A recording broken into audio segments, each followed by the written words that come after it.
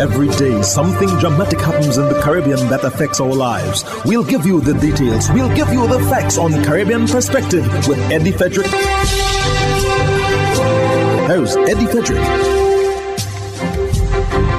So glad you can join us. Trinidad and Tobago to receive over 140,000 vaccines from 2 Asian countries. This story takes the lead in our 1077th edition of Caribbean Perspective for Friday, 26 March 2021. Details after this break. Did you know that your friends and family can now shop at the Food Fair from anywhere in the world? And you can receive here in Grenada? The Food Fair and GrenadaMarket.com now make it possible through secure online shopping and personalized customer service. Simply send your loved ones a list of your preferred items or let them fill an online basket and the items will be available for pickup or delivery. Visit GrenadaMarket.com or thefoodfair.gd today for more details. The new norm. Spread the news.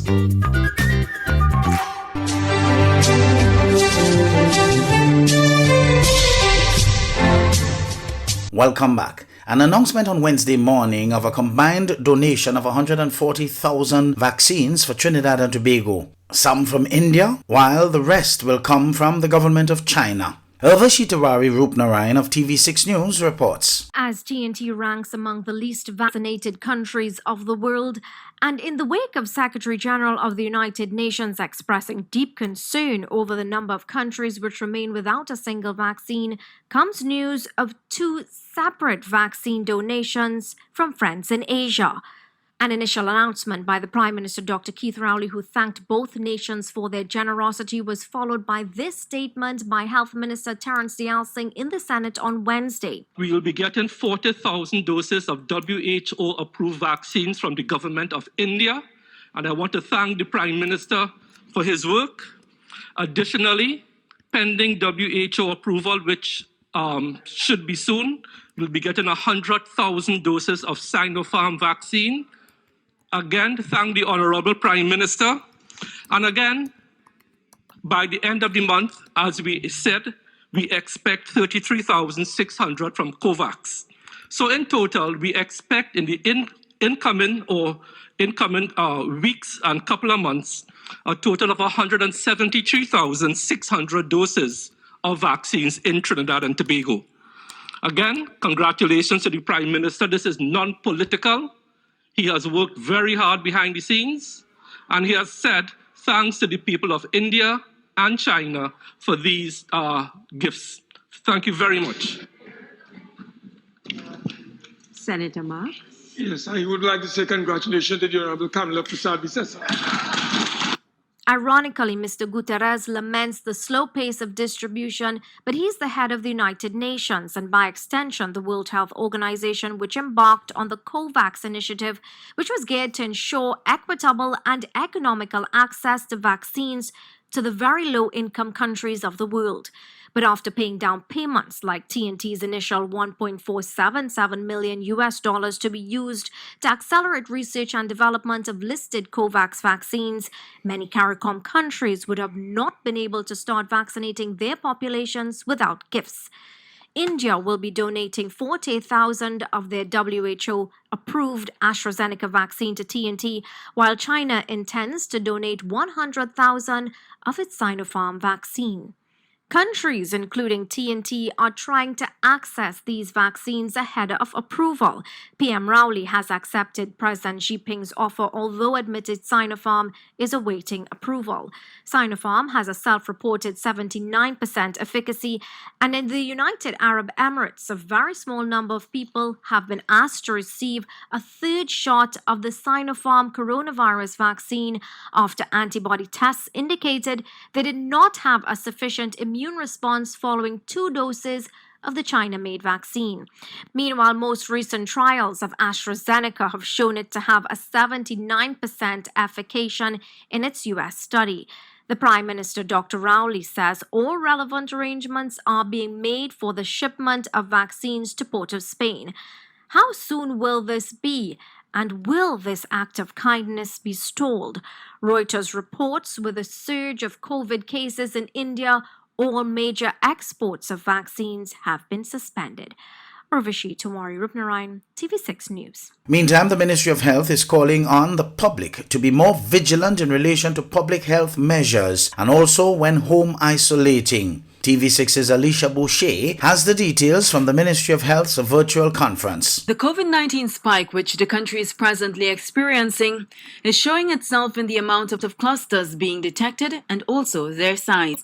According to Geographic Information Systems Manager at the Ministry of Health, Roshan Siramsingh, in epidemiological weeks 8 and 9, which span from February 21st to March 6th, there were 2 clusters, where the smallest contained 3 positive COVID-19 cases and the largest 7 cases. And epidemiological weeks 10 and 11, representing the period 7th of March to the 20th of March. So during Epi weeks 8 and 9, we see only 2 clusters, again a decrease when compared to Epi weeks 6 and 7. But the same 2 areas, Chaguanas and San Fernando, recorded clusters again. Now, compare this to Epi weeks 10 and 11. We would have seen a significant increase. From 2 clusters, we went up to 10 clusters, of which 6 of these are from the central area. The largest cluster in this group contains 11 cases. We see that general Chase Village, Karapi, Chaima, Balmain area around there, those areas are what we would say hot areas in which we would have recorded a high number of cases. And of course, these are areas we need to look at. But the spin-off effect is also greater, causing a higher number of contact cases, both primary and secondary. Siramsingh says in Epi Week 11, representing March 14th to 20th, there has been a decrease in the number of cases in County Caroni, but there is an increase in other counties. Epidemiologist Dr. Avery Hines says, while there is no need to panic, he's stressing that people need to remain vigilant and adhere to the public health regulations. With the numbers in the clusters also on the rise, Dr. Hines believes that home isolation measures must be followed to prevent further spread. Around not sharing items, cups, towels, that sort of thing. Those things need to be borne in mind.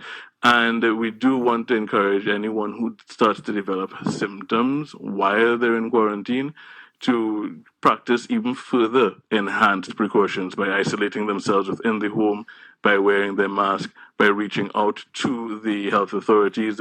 Practices at places of employment, such as a lack of social distancing and mask wearing, as well as activities like bar hopping, are being deemed as causative factors for the spike in COVID cases.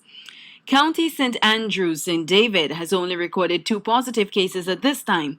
County Medical Officer of Health, Dr. Alana Best, is crediting the low number to measures such as PA system announcements and the TTPS's enforcement of the regulations. The Sandy Grande Division had issued the highest number of tickets for failing to wear face masks. Having this level of enforcement is important to encourage behavior change. As it relates to the workplace, Dr. Best says people need to be extremely cautious during the lunchtime period, and she believes apart from social distancing, staggered lunch hours can be implemented. Alicia Boucher, TV6 News. You're listening to Caribbean Perspective with Eddie Frederick.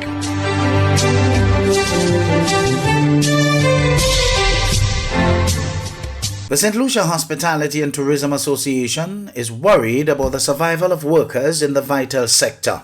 Solage Alfred of HTS News Force fills us in. The tourism sector continues to feel the economic pinch of the pandemic. According to Chief Executive Officer of the St. Lucia Hospitality and Tourism Association, SLHTA, Nurani Aziz, numerous stakeholder consultations have revealed that despite the valiant efforts at supporting employees, many have fallen through the cracks. Many of whom continue to languish in the doldrums of unemployment. And we felt that given the prolonged impact of closure of a number of sectors and the very sluggish business volumes within the industry, it was important for us to re-engage with these individuals to get a sense of what the impact of the closures have been having on their families, on their communities, and on their livelihoods, so that we can then create programs and interventions that would be well suited to their specific needs.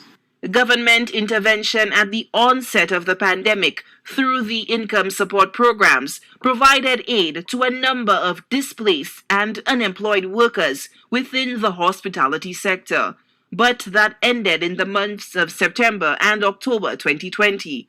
In the absence of additional state-funded aid, various stakeholders continued to deliver some level of assistance. However, Aziz stresses that despite the best efforts of these organizations, more can be done. Aziz says the financial burden has affected the mental well-being of many, resulting in mental fatigue, increased stress levels, and mounting anxiety. The SLHTA CEO contends that despite the dour outlook and gloomy picture, stakeholders remain resilient as they hold out hope for the anticipated rebound in the travel and tourism sectors to ensure the much-needed support for their employees. As we push through a very cautiously optimistic but still very, very, very challenging timeline for wider reopening, we can't afford to leave anyone behind. And so that degree and quality of engagement was really designed to sift out the gaps that we've been missing and to really try to fine-tune those interventions. All eyes are glued to the tourism product after the announcement of the planned resumption of the cruise ship sector in the coming months. But the return to economic activity will depend on the effectiveness of public health measures, global vaccination rates, the race to defeat emerging variants, and efforts at averting and containing further spikes and waves in cases. Solange Alfred, HTS News Force. Jamaica's opposition has raised questions about the powers of the Prime Minister under the Disaster Risk Management Amendment Act, which Parliament recently passed. Giovanni Dennis of TVJ News reports. Mr. Golding said the changes will give the Prime Minister powers to create new offences. My problem is that the executive through the Prime Minister, and this would apply whoever's in power, is empowered to determine what the scope of the order is, what is included in the order, what is made a criminal offence, what conduct is going to be restricted or prohibited. And this Parliament has no say in that. It's gazetted, yes, for those, and those who read the Gazette, I don't think there are many of us in here who do, would be able to find it eventually and so on. Prime Minister Andrew Holness says the bill was crafted in 2015 when Mr. Golding was the Justice Minister. The bill is crafted in this way, and I'm certain the leader of the opposition would know because this bill was crafted in 2015, and he would have had great experience in putting this bill together, probably a hand in drafting it, probably the person who drafted it as well. And the reason for that is that it is to give great flexibility of response in a disaster, because in a disaster, it is quite possible that the institutions of government, including Parliament, may not be able to work. The bill will now head to the Senate for consideration this Friday. It has 40 proposed fines of up to $500,000 for breaches of COVID-19 orders. Persons could be fined $5,000 for not wearing a mask in public and $10,000 for breaking curfew. Calling all vehicle owners. Inspection and licensing continues, and at Hubbard's we want you to be ready from February 16th to March 31st. Registration numbers 2,501 to 5,000 with single registration letter, or registration numbers 251 to 500 with plural registration letters will receive 11% off new torque tires and PowerMax batteries. Don't get caught unprepared. Visit us today at the Motor Department in Mount Gay or the Tire Bay in Grand Nance near to the building supplies.